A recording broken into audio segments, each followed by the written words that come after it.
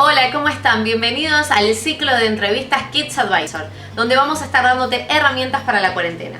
Hoy vamos a estar hablando con una profesora de lengua, literatura y educación popular.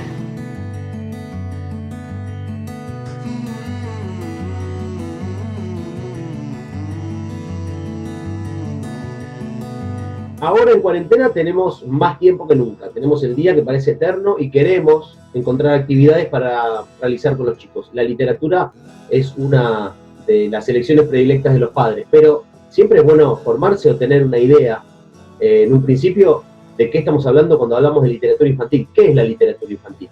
Tenemos que tener en cuenta que cuando estamos hablando de literatura infantil, lo que estamos diciendo en realidad es que esas obras que estamos leyendo, ya sean cuentos, novelas, poesía, obras de teatro o prosa breve, son textos que escribieron escritoras y escritores adultos para niños. Esto es muy importante porque a veces pasa que tenemos esta pregunta de, ¿por qué este cuento, que es literatura infantil, no le gusta a los nenes o no le llama la atención? Bueno, primero que tenemos que tener en cuenta es esto, porque es muy importante saber quién es la que está escribiendo, quién es esa persona que está escribiendo, cuál es ese libro y qué significado les está dando. Que si bien hay un montón de escritoras y escritores que se tratan de acercar de una manera más real a lo que son las infancias, puntualmente acá en Argentina hay muchas grandes escritoras y escritores de literatura infantil, siempre tenemos que tener en cuenta que es eso, que es un adulto escribiendo para niños, no es que son los niños. Eso está bueno tenerlo en cuenta porque nos marca las temáticas, ¿no? Son las que seleccionan los adultos para los nenes, es decir, las que consideramos que les pueden interesar. ¿Por qué digo que esto es importante? Porque vamos a ver que hay un montón de veces que a los nenes o a las nenas les interesan otras cosas, otras temáticas, que no puntualmente son solo literatura, sino que tiene que ver, por ejemplo, con, me gusta poner este ejemplo de los dinosaurios, ¿no? Que es un fenómeno que a los nenes chiquititos les gusta mucho la atención, y quizás leer un cuento de dinosaurios le interesa, pero quizás, por ejemplo, una enciclopedia, o ver un manual, o una enciclopedia donde hay dinosaurios, le resulte mucho más interesante porque eso es lo que a él le gusta. Más que nada es para poner un poquito en tensión estos conceptos que tenemos dentro de la literatura y poder ver que cuando estamos pensando en qué texto seleccionar para los nenes, no solamente pensemos en la literatura, sino también en otros tipos de textos, con otras temáticas. Por ejemplo, yo acabo de decir lo que son las enciclopedias, pero tenemos, por ejemplo, libros de cocina que también llaman mucho la atención cuando a los más pequeños les empieza como a llamar este interés por la cocina, ¿no? Como para pensarlo, pero siempre también teniendo en cuenta que lo estamos pensando desde los adultos para los más chiquitos. Eso es lo más importante, seleccionar qué tipo de textos usamos en casa para llamar la atención de los chicos. ¿Hay algún tipo de guía para seguir qué tipo de textos? ¿O los chicos se pueden llegar a interesar por cualquier cosa y de repente podemos terminar leyéndole una nota periodística? Bueno, esa me parece una pregunta muy interesante. Claramente, o sea, para mí, para el momento de que, porque siempre estamos pensando, ¿no?, qué textos vamos a leer para generar un momento propicio de lectura, ¿no? Como un momento de lectura, ya sea en la casa, bueno, en estos momentos en la casa, ¿no? Y para propiciar este momento de lectura y que se pueda dar de la mejor manera posible, siempre es interesante e importante preguntarle a los chicos qué es lo que quieren leer. Muchas veces va a pasar que sí quieran leer las novelas que tenemos como cuentos para niños, pero puede ser que otro montón de veces, como vos dijiste, por ejemplo, leer una nota periodística sea interesante. Ahora, me parece que como personas adultas, como madres y padres, hay que tener en cuenta siempre el cuidado cuando seleccionamos estas cosas, ¿no? Hay ciertas temáticas que pueden ser un poco más sensibles, por ejemplo, en un diario, pero yo creo que si se hace una selección de una nota que tenga una temática que a ellos les interese y a su vez el lenguaje sea adecuado para los niños, puede andar perfectamente. De hecho, me parece interesante pensar en otros tipos de textos porque eso también abre un montón el campo a jugar. Por ejemplo, si estamos leyendo una noticia, la noticia está dentro de un diario, puede ser un diario en papel o un diario virtual, pero nos mete en el mundo del periodismo. Entonces, en el mundo del periodismo podemos conocer el personaje del periodista, las investigaciones que hacen. Es decir, que a partir de un texto se abre todo un universo que deja lo que es solamente el momento de lectura y nos lleva a conocer otras instancias. Bien. ¿El momento de literatura es solamente sentarnos a leer con el nene o hay algún tipo de otro recurso para acercar a los chicos a la literatura también? En este caso me parece importante pensar que cuando tenemos esta idea de lectura silenciosa y demás, es para los adultos. Nosotros estamos acostumbrados a leer un libro, dedicarle un tiempo, hacer silencio, tomar apuntes y demás. Cuando estamos pensando en nenes y en nenas, la lectura tiene otra dinámica y tiene otro tiempo. Primero que los textos muy extensos, generalmente, primero tengamos en cuenta que si estamos hablando de nenes, hablamos de muy bebés, hasta 5 años, 7, 8 años, que los que son un poquito más grandes ya tienen hábitos de lectura o están empezando, pero los más chiquititos todavía no tienen la lectura como nosotros. Por eso esa idea de lectura en silencio y sentados, hay que tener en cuenta que a veces se puede dar y que a veces no. Cuando no se da y nuestra intención es seguir trabajando con un texto, porque un texto no solamente es leerlo, ¿sí? Tenemos que pensar que nos puede abrir el abanico a que se hagan otras actividades y otras interpretaciones. Me parece que para el trabajo con los más chiquititos, el dibujo es súper importante y súper interesante porque, por un lado, hace que este momento tan de silencio se rompa, es decir, que sea un poco más distendido, que ellos puedan jugar, se puedan mover.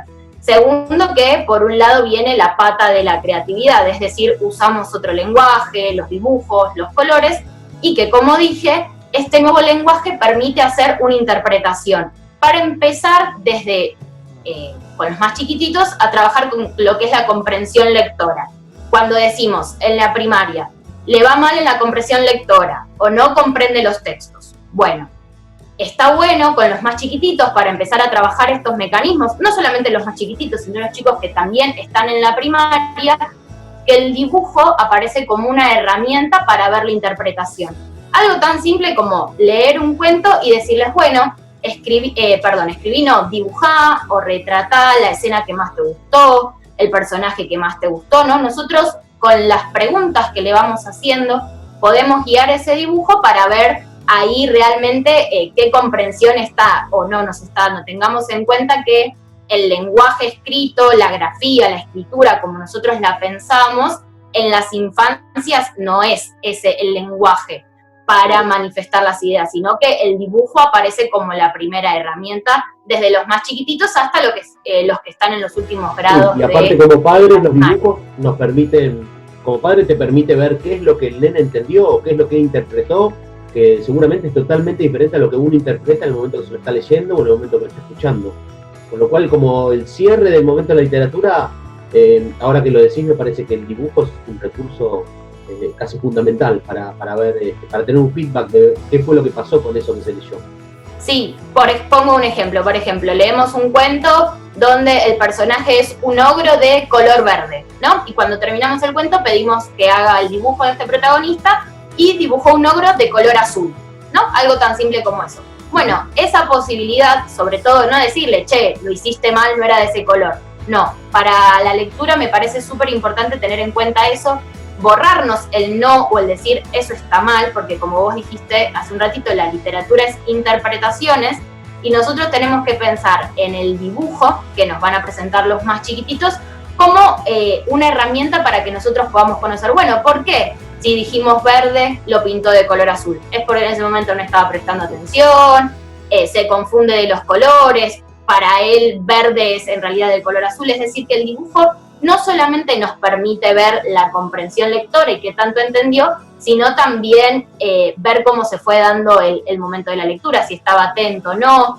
Tenemos que pensar que cuando estamos trabajando con nenes chiquititos es muy difícil generalmente leer un cuento de corrido, sino que generalmente hacemos pausas, volvemos. Eso es buenísimo saberlo de antemano para no frustrarnos si muchas veces no terminamos de leer un cuento por completo o tuvimos que frenar o no se pudo hacer una conclusión. Tenemos que entender que la lectura de los más peques lleva otro tiempo, va a otro ritmo diferente que la lectura de los adultos. Por eso el dibujo está buenísimo porque nos sirve de medio para que podamos ver qué pensaron los más chiquititos, qué entendieron y ver cómo nosotros podemos guiar esa interpretación. Para ir cerrando, te pregunto, ¿qué autores o autoras nos recomendás para seleccionar? ¿Qué seleccionaríamos?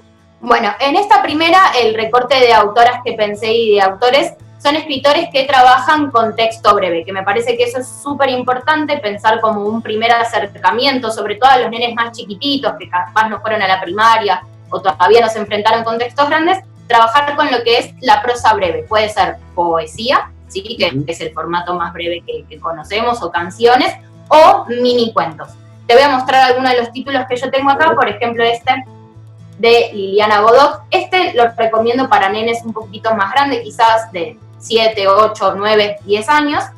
Pues tenemos a María Elena Walsh, que ella tiene un montón de canciones.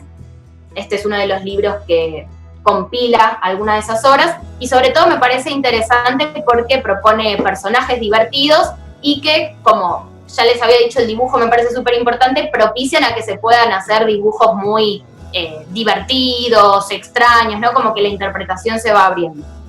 Después, este otro, que es de una escritora también argentina, Emma Wolf, que ya los relatos tienen como un poquito más de suspenso, los personajes que aparecen son misteriosos, como con un poquito más de terror. Eso para los peques más valientes también está bueno, también, ¿no? Como un desafío. No contar solamente cuentos que sean felices con princesas y príncipes, sino buscar otros personajes que le llamen la atención a los nenes, que rompan con lo cotidiano. Eso siempre está bueno.